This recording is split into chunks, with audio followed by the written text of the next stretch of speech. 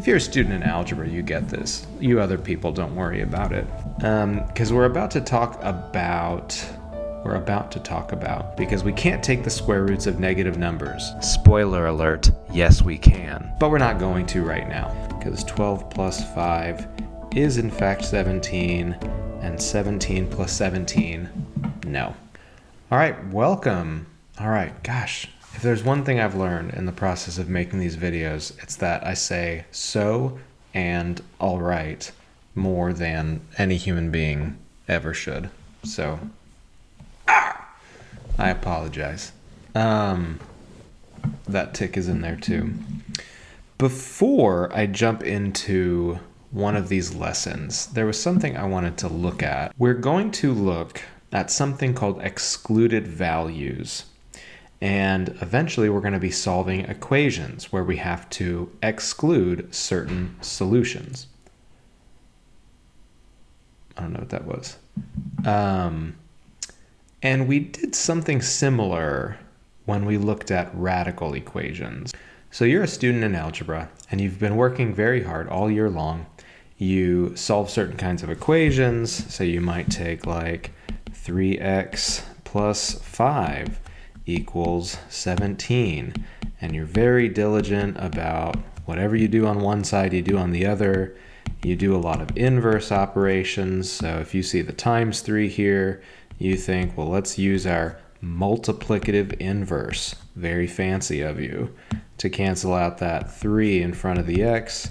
We get x equals 4, and you're so diligent that you even do things like say, you know what, let's come back up here and let's actually make sure that x can be 4. So you do 3 times 4 plus 5.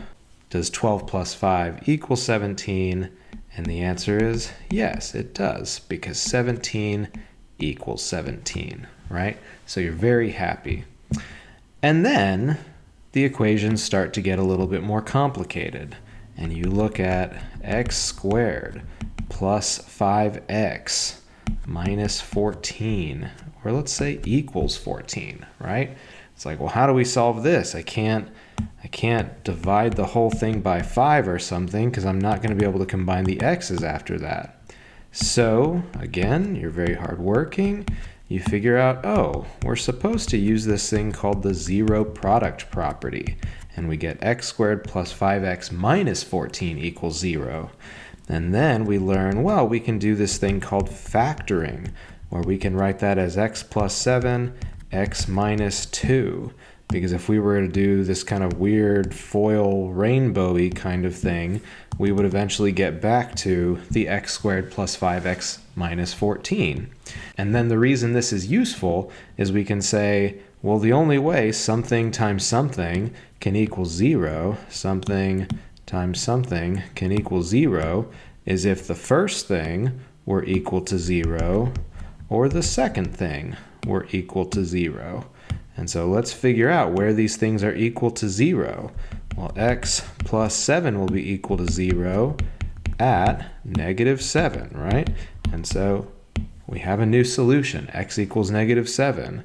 Or the only place that x minus 2 will be 0, after we add 2 on both sides, we can see is when x is equal to 2. And again, you're very diligent. You come back up here, something squared plus 5 times something equals 14. And you're going to take your work and you're going to plug it back in. And even though this time all of a sudden you're getting more than one solution for some reason, you're going to go ahead and plug both of those in. And so we can say, well, what would happen if we did negative 7 squared plus 5 times 7? Of course, negative numbers, when you square them, are positive. So 49 plus negative 35 really does equal 14. So it works, right? Or if you wanted to, we could do the same thing with our positive 2 solution. 2 squared is 4, 5 times 2 is 10, and 4 plus 10 really does equal 14. So there you have it. You've solved linear equations, checked your solutions, they definitely work. Presuming you do the algebra correctly, they definitely work. You solve quadratic equations. Presuming you've done the algebra correctly, you plug them back in, you check your work, it will work, right? And then along comes this annoying thing called a radical equation. Let's say we had x equals the square root, we'll actually do the same one that we did just a second ago, of, well, not exactly the same one, 5x minus, no, plus 14. And you say, you know what? That doesn't scare me. I'm fine, right? No problem at all. Let's square both sides because we know in algebra we're supposed to do inverse operations. If I see a radical sign, I'm squaring it to get rid of it. Or if I see specifically a square root radical, I'm squaring it to get rid of it.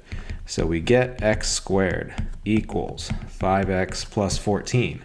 We think, hey, this is familiar from the work we were just doing on quadratic equations, because we can again get a 0 on this side, subtract 5x, subtract 14, x squared minus 5x minus 14 equals 0. And then we're going to go ahead and factor. Now, like I said, this one is slightly different. Because of the sign in the middle here, we factor it as x minus 7, x plus 2. If you're a student in algebra, you get this. You other people, don't worry about it. And then we do that same work with the zero product property that we did a second ago. We say, well, all we have to figure out here is where these would be 0, because that's the only way to get a product. We are multiplying here, a product of 0. X minus 7 will be 0 when x is positive 7. So there's one of our solutions. X plus 2 will be 0 when x is equal to negative 2. So there must be our other solution. And again, we're getting two solutions. But we're good little algebra students, so we're going to come back up here and we're going to say, okay, so blank equals square root of 5 times blank plus 14. And because we have two solutions, we're going to go ahead and check this twice. So we're going to go ahead and plug in positive 7 and make sure that that works. Positive 7, and we'll also go ahead and plug in negative 2 and make sure that works. For positive 7, we just have 7 here, and it equals the square root of 5 times 7 is 35, plus 14, 7 equals the square root of 49. And that looks pretty good to me. That seems right. But then over here, something weird happens. Negative 2 equals the square root of 5 times negative 2 is negative 10, plus 14 is 4. Negative 2 equals the square root of 4? No, that's not quite right. If I asked you for the square root of 4, you probably would not tell me negative 2. If I ask you for the square root of 25, you probably would not tell me negative 5. You would give me the positive value. Having seen now something's wrong, you might argue with me and say, well, it could be negative 2, because negative 2 times itself is 4, so isn't negative 2 in that sense the square root of 4? And I would say, yeah, you're right. In a sense, the square root of 4 is actually negative 2, but it's not a sense that counts for the purposes of us checking our work. That's really frustrating, right? Why is that? Why do mathematicians just decide randomly that they're only interested in what they call the principal value of a square root, which means when they ask for the square root of 16, they don't want you to say, well, technically it could be negative 4. They want you to say positive 4. They call that the principal value. But it's worth asking, why? Why do they care about this particular one? Why do they end up excluding certain solutions and saying, no, that's not a real solution, even though you did all your algebra correctly? That's what we're going to call an extraneous solution. Only x equals 7 are we going to call a true solution. Why? Well, let's take a second and let's think about what's going on with square root equations. And let's start with a really easy one. Let's say we knew there was some variable y and it was equal to the square root of x. And we wanted to go into the coordinate plane and we wanted to figure out what does this relationship look like as x changes. And the first thing we would say is, well, we're not going to allow x to be less than 0. Because we can't take the square roots of negative numbers. Spoiler alert, yes we can. But we're not going to right now. So we're not going to take the square root of a negative number. We basically don't care about this side of the coordinate plane at all. Instead, we say, well, what would happen if we came up with a table of values, right? Like if we decided to let x equals 0, we would say, well, y is going to be equal to the square root of 0, which pretty simple is, in fact, 0, right? So there's our first point, 0, 0. And then we ask, well, what if we let x equal 1? And so we say, well, the square root of 1 is 1. Now again, no arguments at the moment about -1. We'll talk about that in a second. So here we are, 1, 1. And then we might jump a couple steps ahead because we don't want to worry about these weird non-perfect squares. So when we plug in 4, of course, we're going to get back 2. Square root of 4 is 2. When we plug in 9, we're going to get back 3. Square root of 9 is 3. 4, 2, 9, 3. And we end up with this curve. Seems to be growing pretty slowly, but it is growing, right? This is a function. Mathematicians are really happy with this. This takes any given x value and produces only one y value in return. So we're not confused about this at all. There's even this thing your teacher's probably told you about, the vertical line test, where if we pass a vertical line across this function, across this curve at various points, it's only going to intersect the curve once. And mathematicians really, really like that. We call those functions. Anytime our x values get associated with only one y value, or if we want to use other terms, anytime our inputs match up to only one output, we're very, very happy. But it is worth asking, is that really the case here? Because again, we've said we could just as easily think of the square root of 1 as -1, right? And that would be down here. And the square root of 4 as -2. So that would be over here. And the square root of 9 as -3. So that would be over here. And if we kept going and we connected those arms as well, we would just get a reflection of the upper arm. Now, we gain something here and we lose something. What we gain is all of a sudden we can look at this and we can realize, now, wait a second, that looks like something I've dealt with before, right? That looks like a parabola. And so there must be some kind of connection to y equals x squared, right? Why is our parabola popping up here? What we've lost, though, is that definition of a function. As we try the vertical line test now, it fails, right? Everywhere, or almost everywhere, that we can pass this line, we're going to see two different intersections. And that's no good. We don't like it when we can say, well, what happens when we plug in 9? Maybe it's 3, but maybe it's -3 instead. So this is where our terminology for principal value of a square root comes from.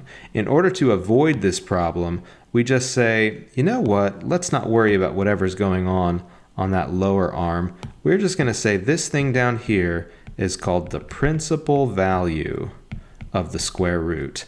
And we're just going to kind of ignore the lower arm. If we really wanted the lower arm for one reason or another, we would just specify, you know what, let's ask specifically for the negative square root of x. And that's how we can ensure that we're always getting one answer back. So the upper arm we call the principal value, and we just let the standard square root sign count for that. The lower arm, I actually don't know what we call it, the non-principal value. Surely that's not right. Look it up on Wikipedia later. If we want that negative value, we specify by using the negative sign. Y equals the negative square root of x. There is a connection here between the two functions that I mentioned a second ago. Our basic squaring function, of course, looks like this. And its inverse, if you know anything about inverses, you know that they are reflections across, oh my gosh, you know that they are reflections across the line y equals x, and so it should look something like this. But again, we don't like it when one of these is a function and the other one is not. So basically what we end up doing is saying we need to ignore one of these arms. And so here are our true inverses when we limit our domain on one or the other of the two functions. And that's where we get to those extraneous values. We're just going to be limiting the domain or the range and essentially excluding some values because otherwise things get weird and complicated. But it doesn't mean that they disappear entirely. So let's come back to this example. X equals root 5x plus 14. Let's think about this in terms of the coordinate plane, right? So when we say something like x equals the square root of 5x plus 14, we can think of this as two separate lines actually. Y equals x and y equals the square root of 5x plus 14. This, of course, is going to be that same curve that we mentioned earlier, going right through the origin, something like that.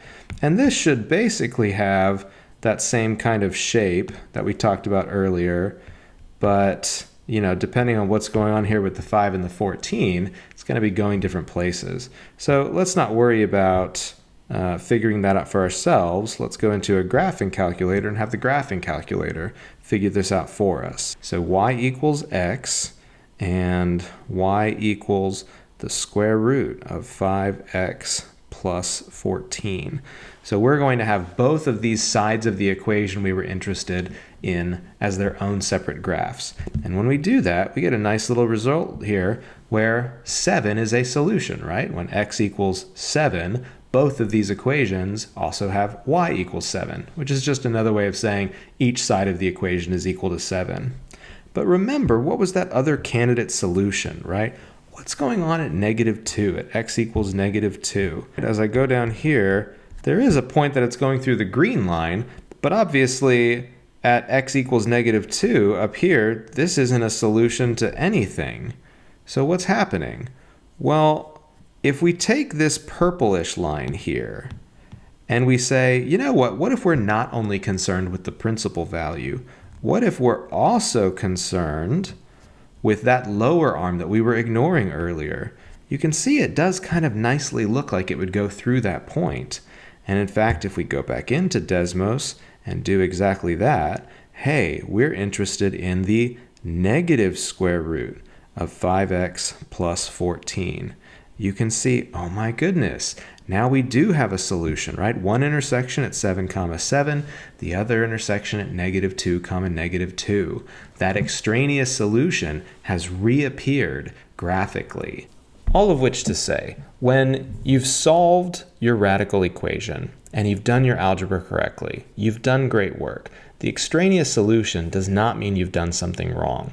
It just means mathematicians care more about that upper arm of the parabola rather than the lower arm. The lower arm complicates things because we get multiple answers back. When x equals 3, y equals blank and blank, and we don't really like that. It's fine to have multiple inputs paired to the same output. That happens all the time. But with a function, any single input, we want to be paired to only one output. And anytime that doesn't happen, we end up getting confused. So these lower arms, they're there in a sense. Your answers are not wrong. They're just not really complete. And so we want to indicate there's some kind of difference between them. And that's why we call some of them extraneous. It's your friendly neighborhood math teacher cutting in here to say, I hope that was helpful. I hope that gives you a little bit of a better sense of what on earth we mean by extraneous solutions. Strictly speaking, they're not just wrong. It's not like if you just made a mistake in the algebra, you've done all the algebra correctly, and yet for some reason, we want to differentiate that from a true solution. When we plug it back in, it doesn't work. Hopefully now you have some idea of why it doesn't work. In the case of these radical equations with a square root sign, it's because we cut off one of the arms of the square root function itself, because it should be a sideways parabola, but we can't have that because that wouldn't be a function.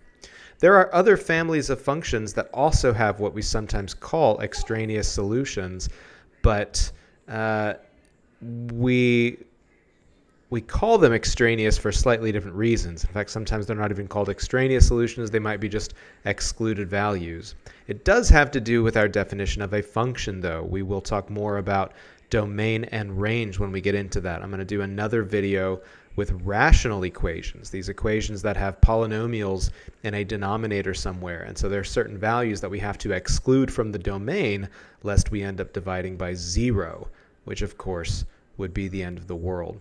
So you can look forward to that. If there was something I got wrong, please make sure to comment down below and let me know. I love finding out about things that I did not state correctly or that I have misunderstood. What on earth do we call the non-principal value square roots? Was my explanation of that totally off base, totally incorrect? I would love for you to tell me.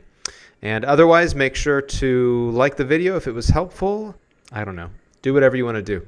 Another video coming soon. Extraneous solutions of a rational equation. You can look forward to that.